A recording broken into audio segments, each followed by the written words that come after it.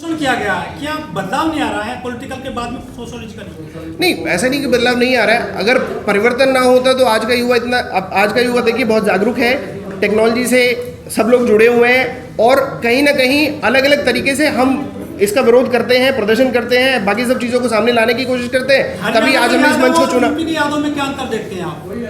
देखिए कोई अंतर कहीं नहीं है। होता क्या है कि राजनीतिक दृष्टिकोण से जहां पार्टियों को लाभ मिल रहा होता है वहां उनकी बातें थोड़ी प्रमुखता से उठ जाती हैं, जहां लाभ नहीं मिल रहा होता है उनकी बातें प्रमुखता से नहीं उठती हैं। केवल इतना फर्क होता है। इसका विकल्प क्या है सर? आप लोगों को जो विरोध हो रहा है कि आप कथा नहीं करा सकते, इसका विकल्प क्या है? नहीं, इसका विकल्प सर जैसा अभी बताया गया, इसका यही विकल्प है, आप सब शिक्षित बनिए, सब पठन पाठन कीजिए, ज्ञान अर्जित कीजिए, और जब आपको ज्ञान होगा तो आपको किसी दूसरे व्यक्ति की आवश्यकता ही नहीं पड़ेगी। अखिलेश जी तो विदेश पढ़ कर आए थे, उनकी भी कुर्सी दिलवाई गई थी, आप पढ़ने की बात करते हैं। पढ़ने की नहीं, हमारे यहाँ जो है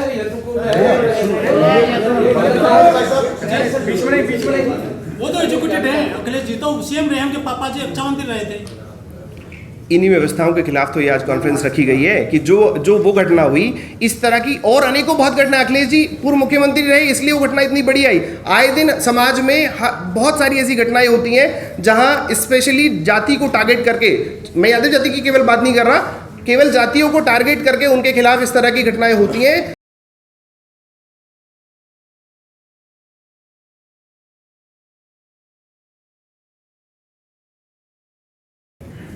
सबसे पहले तो मैं सभी का धन्यवाद करता हूं, आभार प्रकट करता हूं कि एक शॉर्ट कॉल में आप लोगों ने एक अपना कीमती समय दिया। और जैसा कि विदित है, आप लोग हमारे बैनर में भी देख सकते हैं कि एक बहुत बड़ी घटना के संदर्भ में आज अपने समाज की तरफ से एक बात लोगों तक पहुंचाने के लिए प्रेस वार्ता आयोजित की है। जैसा कि आप देखेंगे, हमने कुछ दिन पहले, अभी 3 दिन पहले करीब, हमने जंतर मंतर पर परमिशन भी मांगी गई थी, लेकिन वो परमिशन हमारी स्वीकृत नहीं हुई। उसमें दिल्ली पुलिस के द्वारा हमें बताया गया कि 10 दिन पहले आपको देनी चाहिए थी। तो साथियों, बस मुझे ये कहना है कि जो घटना हुई है, जैसे भारत के इतिहास में आप देखेंगे बहुत सारी घटनाएं हम पेपरों में पढ़ते रहते हैं। कहीं दलित समाज को घोड़े पर नहीं चढ़ने दिया जा रहा, कहीं मूछें नहीं रखने दी जा रही, कहीं पानी नहीं पीने दिया जा रहा, या कहीं कोई यात्रा नहीं निकालने दी जा रही। लेकिन मैंने अपने जीवन में, जो मेरी आयु है, मैंने पहली बार ऐसा प्रसंग देखा है कि जाति आधार पर किसी व्यक्ति के साथ में इस तरह का घृणित भेदभाव किया हुआ। मैं खाली भेदभाव इसलिए नहीं कह रहा कि आप दुनिया में तालिबान की वो देते हैं, उदाहरण देते हैं कि तालिबान बड़ा कट्टर है, लेकिन जैसी घटना यहाँ इटावा में हुई, आप देखिए एक व्यक्ति के साथ, उस व्यक्ति के मन पे क्या बीतेगी जिसका व्यासपीठ से उठाकर उसका मुंडन किया जाए, उससे नाक रगड़वाई जाए, किसी स्त्री के दूषित पदार्थ से उसका शुद्धिकरण किया जाए। तो मेरा ये मानना है कि बहुत ही देश को हिला देने वाली घटना है और समाज को बांटने वाली, देश पे इसका गहरा प्रभाव पड़ेगा, ऐसा मैं मानता हूँ। और इसमें सबसे बड़ा जो फैक्टर है जो निकल के आ रहा है कि हमारा एक प्रतिनिधिमंडल राकेश भाई के नेतृत्व में इटावा भी गया था और हम पीड़ित से भी मिले थे ये लोग। तो उन्होंने बताया कि इससे पहले भी इस गांव में यादव लोग कथा करते आ रहे हैं, लेकिन ये कुछ ऐसा लगता है कि इंटेंशनल उन लोगों की ऐसी थी कि आपको अपमानित करना था, पीड़ित करना था, तो उन लोगों ने ऐसा किया। तो हमारी ये मांग है, इस सभा के माध्यम से हम महामहिम राष्ट्रपति जी को, प्रधानमंत्री जी को ज्ञापन देना चाहते हैं कि इस घटना की न्यायिक जाँच हो, बड़े स्तर पे जांच हो और इसके सारे एंगलों को इसमें निकाला जाए। क्योंकि ये आप समझिए ना कि हमारा जो संविधान है, लोकतंत्र है, ये हमें अधिकार देता है कि हम अपनी बात कह सकें। एक तरफ तो हम देश को कहते हैं कि सब साथ हैं, सबका साथ है, सबका विकास है, और दूसरी तरफ हम जाति देख के ये कहते हैं कि भाई तुम्हारा काम नहीं है। आज आप देखिए, बाबा साहब ने जब ये संविधान लागू हुआ हमारे देश में, तो हर एक व्यक्ति को अपना पेशा अपनाने का अधिकार है। आज जो सवर्ण लोग हैं वो सारे पेशों में, सारे बिजनेस में, सारे कामों में, अगर आप पेशा तय कर देंगे और वो भी संविधान की जगह मनुस्मृति के आधार पर, तो ये देश कैसे चलेगा। तो मेरा ये कहना है कि आप सबको समानता का अधिकार हमारा संविधान देता है अपना पेशा चुनने का, तो इस पर किसी व्यक्ति विशेष की, वर्ण विशेष का कोई आरक्षण नहीं होना चाहिए। और इसको अगर आपने नहीं किया तो ये हमारा देश का जो ताना बाना वो छिन्न भिन्न हो जाएगा। और ये जो घटना घटी है, कल को किसी और के साथ घटेगी। अभी मैं कल ही सोशल मीडिया पे देख रहा था, कोई पटेल है, उनको भी कथा करने से रोक दिया गया। तो देश के सौहार्द के लिए, उसकी एकता के लिए, सामाजिक आधार के लिए इस तरह की घटनाओं की पूर्णतः सही जांच और उसमें न्याय होना चाहिए, ऐसी हमारी मांग है। ज़्यादा जो पहली घटना तो नहीं है देश में जातिवाद की? नहीं, पहली तो नहीं है घटना देश में जातिवाद की, लेकिन इस तरह की मैंने जो पढ़ा है अब तक, जो 20-25 सालों में, मुंडन कर देना, नाक रगड़वाना और फिर दूषित पदार्थ डालना, इस तरह की मेरे संज्ञान में पहली घटना है। नहीं, आप कह रहे हैं कि पहली घटना है, आपसे पहले दलितों के साथ में होते जब ओबीसी को लगातार टारगेट किया जा रहा है। साहू लड़की थी जिसको कथा रोकने से रोका गया, पटेल लड़की को कथा वाचने से रोका गया, अब यादव को कथा वाचने से रोका जा रहा है। और जो शंकराचार्य जी उन्होंने स्पष्ट कह दिया है कल की अपनी मीडिया में कि कथा वाचने का जो काम है वो ब्राह्मणों का, बाकी लोग नीचे बैठ कर सुन सकते हैं। तो कहीं ना कहीं आपको लगता है कि हिंदू राष्ट्र की जो कल्पना सरकार के सारे मुल्क भर में चल रही है, ये हिंदू राष्ट्र की सही पृष्ठभूमि है? नहीं, ये बिल्कुल सही पृष्ठभूमि नहीं है। आप सोचिए, जो शंकराचार्य जी हैं वो सबसे बड़ा पद होता है किसी भी धर्म का। अगर वो भेदभाव पे, कल उनसे एक एंकर ने क्वेश्चन पूछा तो उन्होंने मनुस्मृति के आधार पे कहा। मैं उनसे पूछना चाहता हूँ कि अगर उनके साथ कोई घटना हो जाए, कोई चोरी हो जाए, कोई घटना हो जाए, तो वो जब कोर्ट में जाएंगे, कचहरी में जाएंगे, तो क्या मनुस्मृति के श्लोक वहाँ पे देंगे या भारत के संविधान या कानून की बात करेंगे? तो ये बहुत गलत बात है और मुझे ऐसा लगता है कि उन्होंने भी अपने बहुत सारे फॉलोअर खो दिए। अगर कोई व्यक्ति इतने बड़े पद पे बैठ के इस तरह असमानता की बात करे, और मैं आपको बताऊं, बाबा साहब ने जब मनुस्मृति का दहन किया था तो बाबा साहब ने कहा था कि जो भी ग्रंथ भेदभाव असमानता पर टिका हुआ उसको बहिष्कार किया जाना चाहिए, और जब तक आप इसको बहिष्कार नहीं करेंगे तो ये असमानता ऐसी बनी रहेगी। यादव जी, अभी तक तो चलिए, आज आपने प्रेस कॉन्फ्रेंस किया, बड़ा मुद्दा आपने इसको उठाया है। पिछले साल दलितों के जूते में भर के पेशाब पिलाया गया। अभी चंद दिनों पहले की घटना है कि लोधी, जो राजपूत अपने आप को कहता है समाज, उसको मल तक खिला दिया गया। इतनी घृणित घटना देश में घट रही है, लेकिन सरकारी मौन है। देखिए, मैंने भारत का 2000 साल का इतिहास पढ़ा है, प्राचीन इतिहास पढ़ा है, और भारत का गुलामी का एक ही कारण था कि हम लोग बटे हुए थे। हमारी जो ये वर्ण व्यवस्था है, जाति व्यवस्था है, बटे रहने की वजह से बाहर के लोग आए और यहाँ शासन कर गए।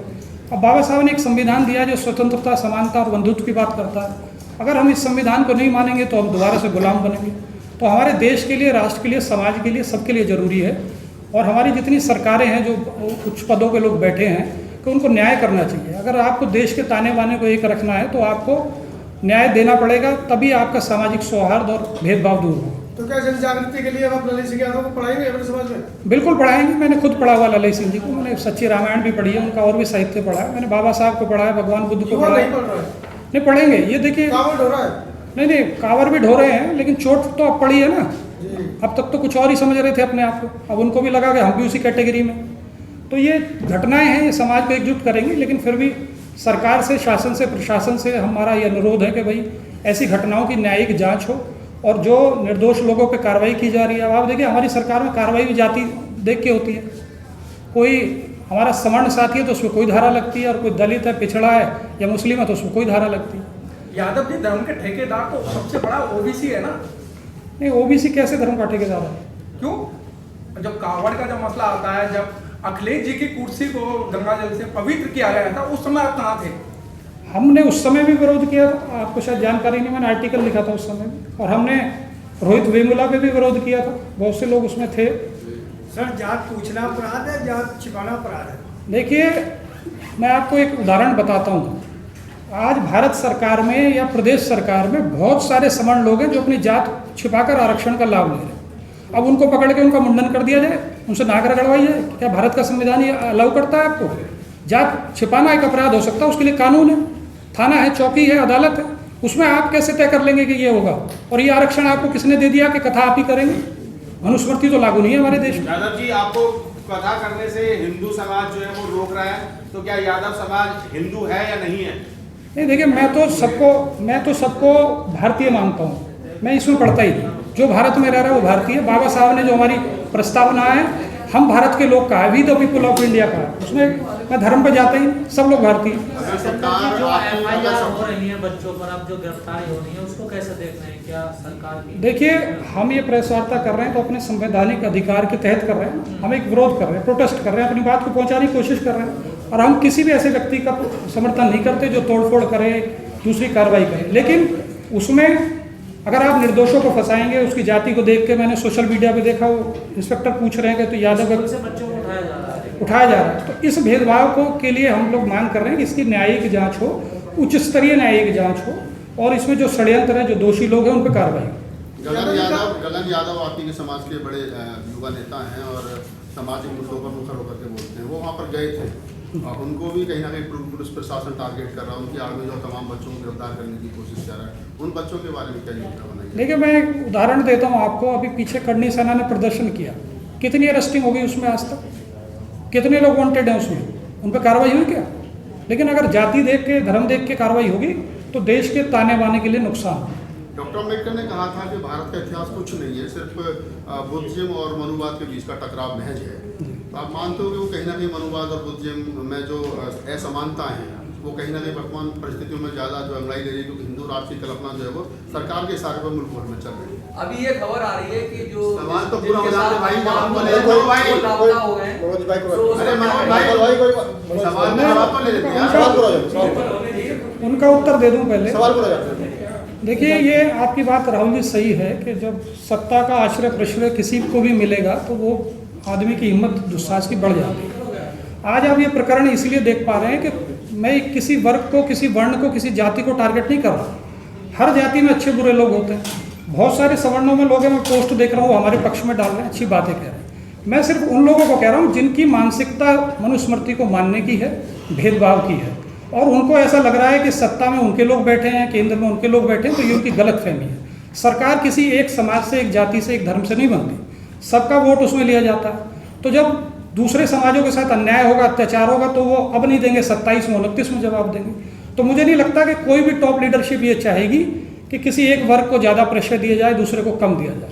ये तो हर एक शासक के लिए भी मुश्किल है ना। लॉ एंड ऑर्डर की दिक्कत आप देख रहे हो, प्रदेश में रोज घटनाएं हो रही हैं। तो मुझे नहीं लगता कोई मुख्यमंत्री, प्रधानमंत्री ये चाहेंगे। सरकार इस तरह वार्ता के बाद भी सजग नहीं होती है और कोई कड़े डिसीजन नहीं लेते, तो क्या करेंगे आप लोग? देखिए, आगे हम लोग एक प्रतिनिधिमंडल बना के पीड़ित से भी मिलेंगे और अपने समाज को, पिछड़े समाज को जगाएंगे कि भाई आप जो शास्त्र, जो धर्म, जो आपको कथा करानी है, आप अपने आप करिए। केरल में, तमिलनाडु में एक कानून बन गया, आप वकील बनते हैं तो बैरिस्टर की डिग्री लेते हैं, डॉक्टर बनते हैं MBBS की डिग्री लेते हैं, हर एक पेशे की एक डिग्री है। तो पुरोहिताई की डिग्री तमिलनाडु, केरल में संविधान के तहत लागू है। कोई व्यक्ति योग्य है, उसको ज्ञान है, शास्त्रों का ज्ञान है, या वो पढ़ा लिखा है, वो एक परीक्षा दे और पुरोहित बन जाए। तो इसमें आरक्षण क्यों रहे? यादव जी, ऐसी खबरें आ रही हैं कि जो पीड़ित है उनसे संपर्क नहीं हो पा रहा है, उनकी सुरक्षा के लिए कुछ उपाय करेंगे, क्या करेंगे, क्योंकि मामला बड़ा संगीन है। देखिए, अभी तो मेरे संज्ञान में नहीं है, लेकिन जैसे आपने बताया, हम इसका ज्ञापन देंगे, उनको भी जाएंगे भी, मिलेंगे भी लोगों से। लोकतंत्र में तो यही अधिकार है ना आपको कि भाई आप अपनी बात को कह सकते हैं, मंच पे जाके समझा सकते हैं। यादव जैसे एक चीज और है, उत्तर प्रदेश में जो पिछड़ी जाति के कुछ लोग हैं उनको एससी में जोड़ा जा रहा है, उसमें क्या कहना चाहेंगे? जो मंत्री भी बने बैठे हुए हैं, ये दूसरा विषय, आज का विषय यादव के साथ हुआ है सर, आज यादव के साथ हुआ था, प्रेस कॉन्फ्रेंस कर रहे हैं। अगर बाकी उन जातियों के साथ हुआ तो उनके साथ आप नहीं, आपको शायद जानकारी नहीं है। मेरे कुछ साथी यहाँ थे, मैंने रोहित वेमुला के लिए किया था, गाजीपुर प्रदर्शन किया था। मैं इसको यादव खाली उस पर नहीं देख रहा, ये मेरे समाज में हुआ है, मैं जरूर अपने समाज के लोगों को लेकर बैठा हुआ हूँ, क्योंकि यादव जो है उत्तर प्रदेश में पिछड़ों में सबसे बड़ी जाति है, और जो सबसे बड़ी जाति है उसका कर्तव्य भी सबसे बड़ा। अगर हम नहीं करेंगे, विरोध नहीं करेंगे, तो जो और शोषित पीड़ित लोग हैं वो हमारे साथ जुड़ेंगे नहीं। वो सोचेंगे भाई यादव भी दब गए, तो वो भी वैसे ही बैठ जाएंगे। और दबना, लोकतंत्र में आपको अधिकार है, आप अपनी बात दमखम से कहिए, और सरकारें इसको मानेंगी, झुकेंगी, क्योंकि संख्या बल से, आपके वोट से सरकार बनती है ना। सिकंदर जी, शोषण भी आप लोगों का हुआ, अपमान भी आप लोगों का हुआ, और घेरा भी आप ही लोगों को जा रहा है देश भर की तरफ से, और सरकार और मीडिया की तरफ से भी। जी, तो ये ऐसा क्यों हो रहा है? आप ही कोई आरोपी बनाया गया है? देखिए, मैं ये ऐसा होता है जैसे सामंतवाद में, मनुवाद में यही होता है कि जो पीड़ित है उसी को पर मुकदमे लगा दिए जाते हैं। लेकिन जब जनबल जागेगा, लोग जागरूक होंगे, तो सब चीज़ें वापस होंगी, चेंज होंगी। क्यों नहीं होंगी? भाई जो लोकतंत्र है वो तो जनबल से है ना, जनता की ताकत से खड़ा। अखिलेश यादव जी को विलन बना दिया इसमें पूरा, की राजनीति कर रहे हैं इस पर। देखिए, नहीं, किसी को, घटना को, किसी को अपमानित करना और किसी को सम्मानित करना राजनीति कैसे हो जाएगी? अगर आप किसी को अपमानित कर रहे हैं और मैं आज उसके पक्ष में यहाँ कह रहा हूँ, तो ये राजनीति नहीं होगी ना। राजनीति तो हर व्यक्ति किसी न किसी विचारधारा से जुड़ा हुआ। सर, पहले दलितों पे शोषण हुआ, फिर मुस्लिमों पे हुआ, और अब आप पे यानी यादवों पे हो रहा है। अगला नंबर किसका है सर? देखिए, दलित, मुस्लिम और पिछड़ों को आप जोड़ दें तो 85% तो हो ही गए। अब नंबर बाकी किसका रहना चाहिए इसके बाद? सर जी, जब SC ST OBC के साथ अत्याचार होता है, जो उसका मदद करता है तो कहते हैं जातिवाद कर रहे हैं, लेकिन सबड़ के साथ होता है तो मानवतावाद होता है। देखिए, मैं थोड़ा सा एक चीज़ बताऊं, आप लोगों को पता भी होगी, क्योंकि हम जब संविधान लागू हुआ और हमारी आज़ादी को ज़्यादा समय नहीं हुआ, आज जैसे राहुल गांधी जी की बात कोट कर देता हूँ, मेरी अपनी बात नहीं है, उन्होंने ऐसी एक प्रेस कॉन्फ्रेंस चल रही थी उसमें पूछ लिया था कितने पिछड़े हैं कितने दलित हैं, तो मिले नहीं उनको।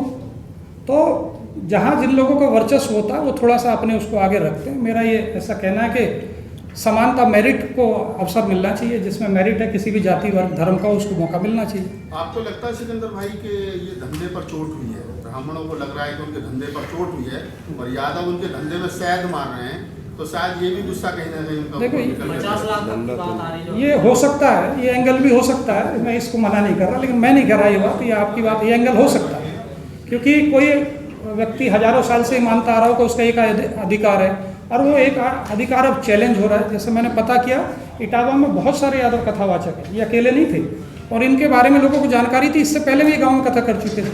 तो इसीलिए मैं ये मांग कर रहा हूँ कि इसका साजिश का पर्दाफाश होना चाहिए। ये खाली जो दिखाई दे रहा उतना नहीं है, उससे भी गहरी चीज। यादव जी एक सवाल यहाँ पर उठ रहा है, हमने पूर्व में देखा हाथरस मामले में पीड़िता के खिलाफ पूरा देश खड़ा था, लेकिन चंद मुट्ठी भर लोग पूरे देश के अंदर वो पीड़िता के खिलाफ खड़े थे। उसी तरीके से आज पूरा ब्राह्मण समाज लामबंद हुआ है और वो ये कह रहा है कि चोटी काट दी कोई बात नहीं, एक आदमी ने काटी, उनके परिवार का मामला था, पूरे ब्राह्मण समाज को गाली दी। ये बात सोशल मीडिया पर निकल कर आ रही है। नहीं, ये इसका हम समर्थन नहीं करते, सोशल मीडिया पे अपशब्द का भी समर्थन नहीं करते, लेकिन अब आप देखिए ना कि आहत कौन हुआ। कथा भगवान कृष्ण जी की कर रहे थे, करने वाले यादव थे, तो अपमान तो भगवान कृष्ण का, भागवत का और यादवों का सबका हुआ ना। अब खाली उस कथावाचक का थोड़ी अपमान हुआ, आपने तो सारे समाज को कलंकित किया, तो जवाब भी सारा समाज देगा। बिहार के गांव में बोर्ड लगा दिया यादवों ने कि ब्राह्मणों की एंट्री वैध, यहाँ भी लगे, उत्तर प्रदेश में भी लगे, और अगर न्याय नहीं होगा तो बहुत जगह लगे।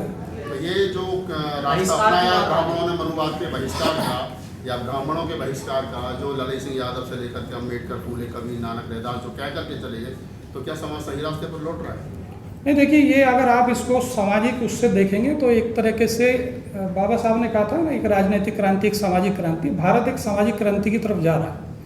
और होता क्या है कि जब किसी समाज के साथ होती है तो वो समाज इकट्ठा होता है, एकत्र होता है और वो सोचता है भाई क्या करना चाहिए। तो एक तरीके से हम इसको अवसर के रूप में भी ले रहे हैं कि भाई हम लोगों को पहले समझाते थे, लोग मानते नहीं थे, अब उनको प्रैक्टिकल उनके साथ हो गया, तो हम उनसे कह रहे हैं अपने समाज को संगठित करो, अपने भी पुरोहित बनाओ, आप अपने कर्मकांड के लिए अपने लोगों को बुलाओ, अपने मंदिर में आप अपने लोग बैठाओ। तो नहीं छोड़ेंगे, अपने मंदिर बनाओ। नहीं, मंदिर का मतलब पाखंड नहीं है। अगर आप मंदिर का मतलब पाखंड कहेंगे, खाली कर्मकांड का मतलब पाखंड है कि मंदिर के नाम पे अगर आप शोषण करें तो वो पाखंड। यादव जी मनगढ़ंत कहानियां या कथाओं से अगर बोध कथा पे अगर ध्यान दिया जाए तो कैसा रहेगा? देखिए, ये जो आज का कॉन्स्टिट्यूशन है ना, ये जो आज का हमारा संविधान है, बाबा साहब ने जो दिया, ये भगवान बुद्ध को अगर आप दर्शन पढ़ेंगे ना तो ये तीनों चीज उसमें है। लेकिन अभी तक तो आपने नाम लिया ही नहीं, आप तो मंदिर की बात कर रहे हैं और तिलक की बात कर रहे हैं। नहीं, मैंने तिलक कब की बात कब की, आप बताइए। नहीं, तिलक की बात कब की मैंने? मंदिर की तो बात की ना। मंदिर का मैंने सिर्फ ये कहा कि मंदिर का मतलब मेरे घर में भी मंदिर है, तो मैं वहाँ कर्मकांड वो थोड़ी कर रहा हूँ। सिकंदर जी, लास्ट सवाल ये है, जो महिला जिसने आरोप लगाए थे उन पर, जो कथावाचक थे, वो महिला अब यादवों की जो बेटियां हैं महिला, उनके लिए बड़े अपशब्द बोल रही हैं। हाँ, उन पर कार्रवाई होनी चाहिए, हमने मांग की है, इसमें हमारे ज्ञापन में FIR हुई है और भी उसमें कार्रवाई। सिकंदर जी, मेरा आपसे सवाल है, बाबा रामदेव आपके समाज से आते हैं, क्या आप उनसे कुछ रिक्वेस्ट करेंगे कि हमें न्याय दिलवाया जाए, क्योंकि वो भी उन्हीं के गेरुआ कपड़े पहन कर बिजनेस कर रहे हैं इस पूरी आड़ में, धर्म की आड़ में? देखिए, सिर्फ बाबा रामदेव से नहीं, मैं तो अपने समाज के जितने MP MLA जनप्रतिनिधि किसी भी पार्टी में, किसी भी उसमें, सबसे हम। लेकिन उनको तो सम्मान मिल रहा बाकायदा रामदेव यादव साहब को। सम्मान तो बहुत लोगों को मिल रहा है, ऐसे आप देखेंगे अलग अलग, जैसे बाबा रामदेव है या दूसरे लोग हैं, बहुत सारे संत हैं जो अपना पूरा नाम नहीं लिखते, जैसे ये आधार बना रहे थे ना, कोई नाम नहीं लिखा, तो आप देख लीजिए लिस्ट निकाल के भी गूगल से, पूरा नाम किसी का नहीं मिलेगा। 90% संत नहीं लिखते। सर जी, जैसे नाई जो है वो ठाकुर लिखते हैं, यादव सिंह लिखते हैं, तो और कई जाते बदल के जायज है नाम बदल के लिखना है? नहीं, ये देखिए, जायज की बात नहीं है। ये मेरा जो मानना है कि ये इसकी जड़ में वही मनुस्मृति है कि आप किसी को कह दो तुम उच्च, किसी को कह दो नीचे, तो नीच व्यक्ति सोचेगा यार मैं पता है मेरी ID खुल ना जाए, तो उसकी वजह से।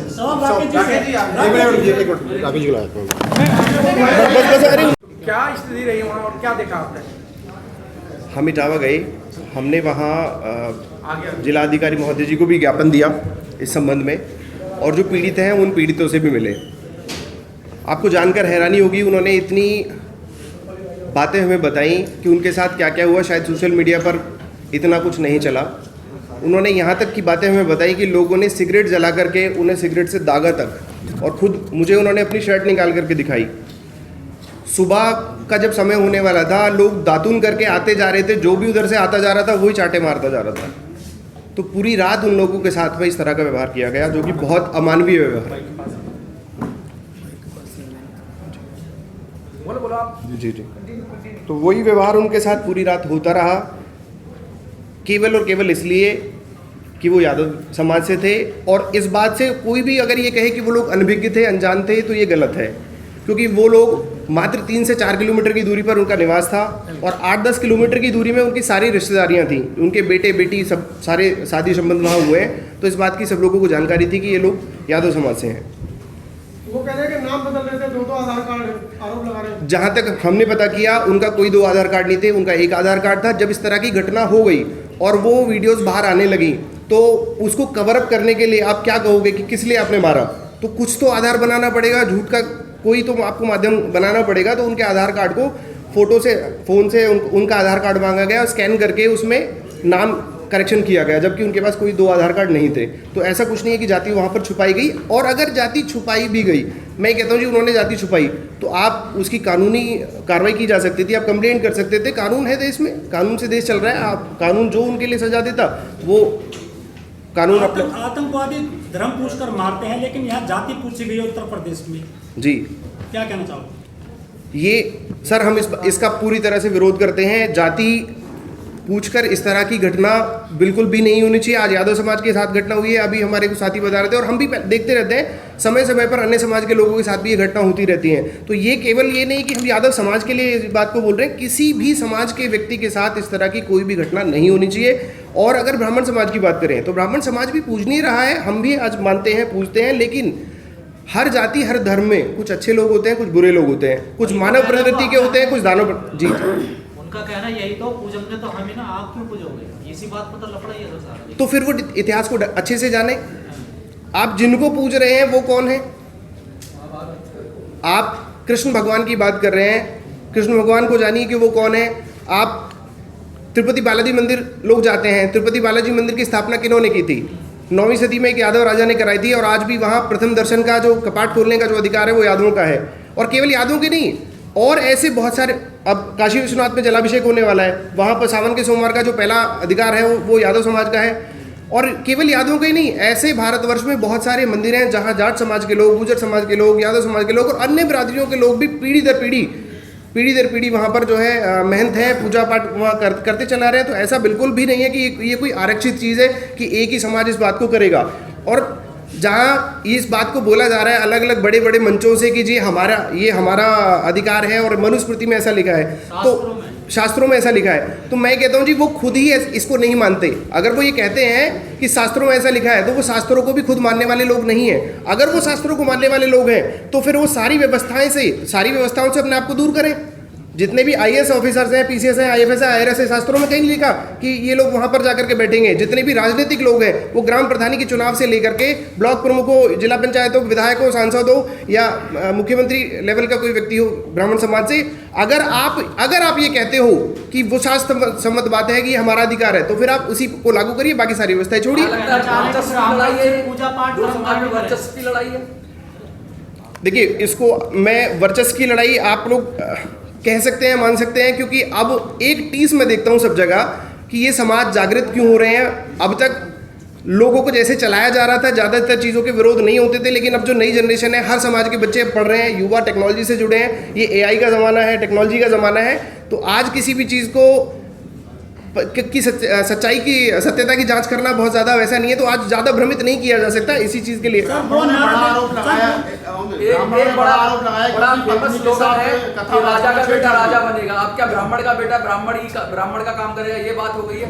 यादव का बेटा है तो वही काम करेगा जो करते आए। देखिए, जो ज्ञानी है, जिसको ज्ञान है, वो ज्ञान का प्रचार प्रसार करेगा, इसमें कोई आरक्षण बिल्कुल से नहीं होगा। सवाल ये है कि ब्राह्मणों ने बड़ा आरोप लगाया है कि कथावाचकों ने उनकी पत्नी के साथ छेड़छाड़ की। आपने शुरू से सारी वीडियोस को देखा हो, और अगर किसी पत्रकार साथी ने उन वीडियोस को अच्छे से जांच किया हो तो ऐसा कोई भी प्रमाण या कोई भी साक्ष्य निकल करके सामने नहीं आया कि उन्होंने उनकी पत्नी के साथ में किसी भी तरह की अभद्रता की।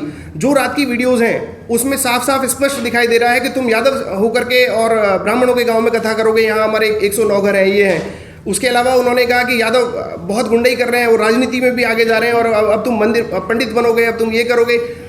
शुरू में सबसे पहले उन्होंने आधार कार्ड का कार्ड खेला। जब लगा कि आधार कार्ड की बात ज़्यादा नहीं चल पाएगी तो उन्होंने छेड़छाड़ वाला आरोप लगाया। उन्हें ये भी लगा कि इसका खंडन हो सकता है क्योंकि प्रमाण नहीं है, तो उन्होंने कहा कि ये तो सत्ताधारी पार्टी के राष्ट्रीय अध्यक्ष से इनकी डायरेक्ट बात है और ये हम ऐसा कर देंगे वैसा कर देंगे।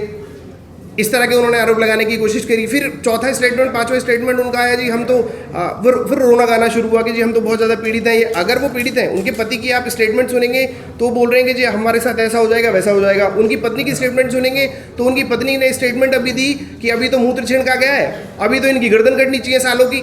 और मैं बहुत ज़्यादा बातें बोल नहीं सकता, शायद आपने वो वीडियोज़ देखी होंगी। राकेश जी, भारत के अंदर नए नए आविष्कार होते हैं। पहले गंगा जल को पवित्र माना गया, फिर गाय के मूत्र को पवित्र माना गया, और आप वीडियो वायरल देख रहे हैं, आप पंडितानी के पेशाब को पवित्र माना जा रहा है। देखिए, इसको पवित्रता से बिल्कुल मैं नहीं देखता। मैं तो इस बात का पूरी तरह से खंडन करता हूँ जी। ये किसी के ऊपर भी ये कह करके करना कि ये इससे शुद्धिकरण हो गया, ये सब चीज़ें करना हो गया, तो ये 21वीं सदी के भारत में बहुत ही चिंता का विषय है। ऐसा नहीं होना चाहिए किसी के साथ। राकेश जी, वर्तमान सरकार में ये देखा गया है कि ब्राह्मण और पंडितों पे अगर कोई भी आरोप लगाया गया है तो वो सिद्ध करने में आपको एड़ी से चोटी तक का दम लगाया गया, पर फिर भी आपने जो कार्रवाई चाहिए वो नहीं हुई। क्या कहना चाहेंगे? देखिए, कार्रवाई की अगर हम बात करें, इस एक्शन के बाद जिन लोगों ने वहां प्रोटेस्ट किया, हम ये तो नहीं कहते कि जो रास्ता उन्होंने अपनाया वो सही था या नहीं था, उसमें कानून है, कानून उनको उस तरह से होगा। इसके अलावा सोशल मीडिया पे जिन लोगों ने वीडियोस उसके समर्थन में डाली, मैं मान सकता हूं कि उनके शब्द इधर उधर रहे होंगे, तभी उनको पुलिस ने गिरफ्तार वगैरह किया, लेकिन केवल एक समाज के लोगों को। अगर आप निष्पक्षता की बात करें, पुलिस प्रशासन से मैं ये निवेदन करता हूं, भारत सरकार से हम ये शांत हो जाओगे यार। भारत सरकार से हम ये निवेदन करते हैं, उत्तर प्रदेश सरकार से हम ये निवेदन करते हैं, अगर आप सोशल मीडिया पे गलत कमेंट करने के एवज में आप यादव समाज के लोगों को अलग अलग जगह से उठा सकते हैं, गिरफ्तार कर सकते हैं, तो आप हमें बताइए। हम 2 दिन के अंदर हजारों नहीं 50,000 आईडी से सोशल मीडिया पर गंदे और अभद्र कमेंट की रिपोर्ट हम आपको देंगे। क्या सभी लोगों के नाम FIR होगी? और केवल यादव समाज के लिए नहीं, हर वर्ग हर जाति के लोगों के लिए एक पूरा नेक्सस है। आप समझिए, हम लोग काफ़ी टाइम से मॉनिटर कर रहे हैं। और जहाँ तक जातिवाद की बात करते हैं, यादव समाज कभी जातिवाद की बात नहीं करता। यादव समाज वो समाज है जो सभी जाति धर्म के लोगों का सम्मान करता है, सबको साथ लगा करके चलता है। हमने पूरा इस पे डाटा बनाया है।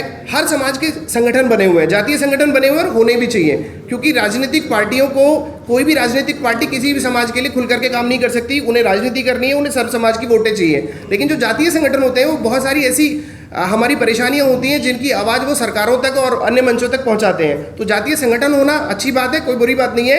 अपनी जाति से प्रेम करना या अपने समाज के उत्थान के लिए काम करना कभी जातिवाद नहीं होता। दूसरे की जाति को घृणित दृष्टिकोण से देखना, उसको किसी को ऊंचा नीचा समझना या गलत बोलना, ये सबसे बड़ा जातिवाद है।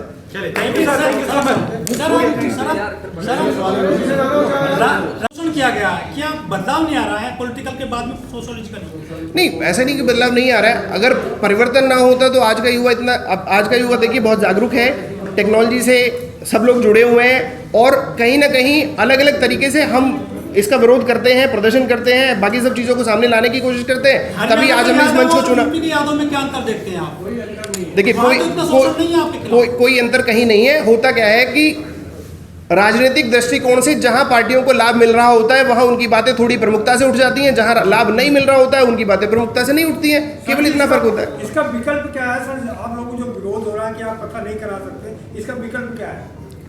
नहीं, इसका विकल्प सर जैसा अभी बताया गया, इसका यही विकल्प है, आप सब शिक्षित बनिए, सब पठन पाठन कीजिए, ज्ञान अर्जित कीजिए, और जब आपको ज्ञान होगा तो आपको किसी दूसरे व्यक्ति की आवश्यकता ही नहीं पड़ेगी। अखिलेश जी जो विदेश पढ़ कर आए थे, उनकी भी कुर्सी दिलवाई गई थी। आप पढ़ने की बात करते हैं?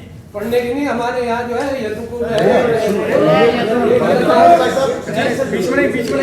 वो तो एजुकेटेड है। अखिलेश जी तो CM रहे, उनके पापा जी अच्छा मंत्री रहे थे। इन्हीं व्यवस्थाओं के खिलाफ तो ये आज कॉन्फ्रेंस रखी गई है कि जो वो घटना हुई, इस तरह की और अनेकों बहुत घटना, अखिलेश जी पूर्व मुख्यमंत्री रहे इसलिए वो घटना इतनी बड़ी आई। आए दिन समाज में बहुत सारी ऐसी घटनाएं होती हैं जहां स्पेशली जाति को टारगेट करके, मैं यादव जाति की केवल बात नहीं कर रहा, केवल जातियों को टारगेट करके उनके खिलाफ इस तरह की घटनाएं होती हैं। हम इस बात के लिए पहल करते हैं कि किसी भी जाति या समाज के लोगों को उनका धर्म या जाति देखकर उनके साथ इस तरह का कृत्य नहीं होना चाहिए। ठीक है सर, ठीक है, धन्यवाद।